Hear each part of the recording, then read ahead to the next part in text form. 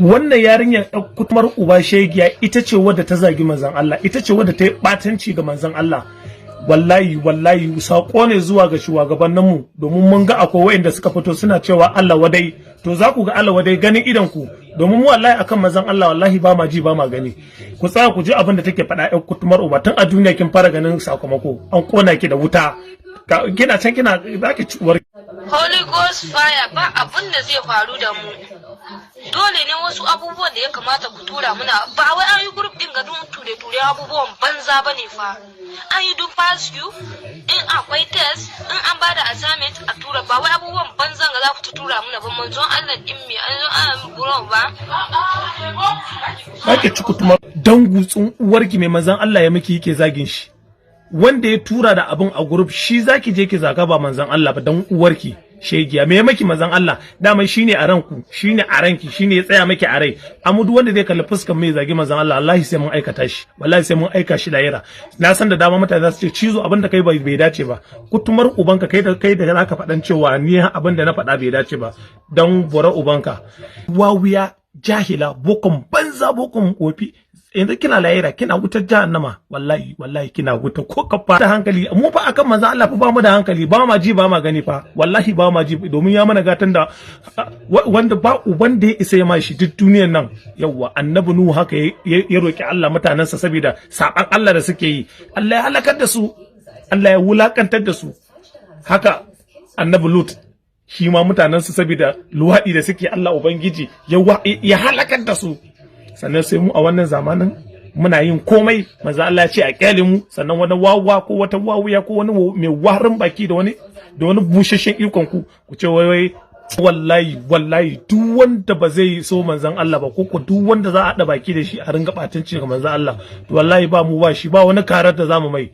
Sannan kuma sako zuwa ga shugabannin mu,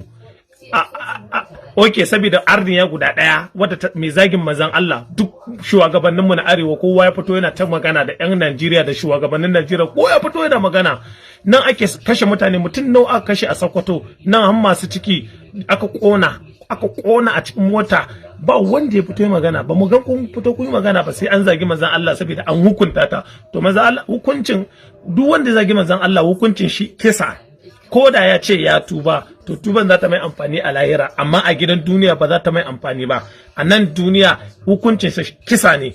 Akwai malaman da suka ce kisa sai dai ba za ka ɗauki hukunci da hannunka ba, alƙalai za su yanke hukunci. Mu ba wani hukuncin da ake yankewa. Hukunci za mu ɗauka ga hannunmu, alƙalin ma idan ya ba daidai ba shi ma hukunta shi za mu, idan ya zagi manzon Allah, wallahi. So sako ne zuwa gare ku, akwai su turji suna nan suna kashe mutane a Sokoto, me yasa ba ɗauki hukunci ba? Ko su wanda ake kashewa ba mutane bane ba rai bane ba. Watan ran musulmi shine a banza a wofi, ran kafiri kuma shine yake da amfani a Najeriya. Abin da ake so a nuna mana kenan. To kai dan arewa ya kamata ka ankare. Yawwa akwai su turji, akwai su gasunan masu kashe mutane a Najeriya da yawa, ba ji an ɗauki hukunci a kansu ba, wai saboda wasu sun je sun kama sun kashe. To wallahi ya kamata dan arewa ka sani, kan wani yazo yana yaudara kai, yana ma wani magana wa al'ada wani waye. Addinin musulunci ba mu da, wallahi duk duniya inda za a taba manzo Allah, wallahi sai mun taba mutum ko waye shi.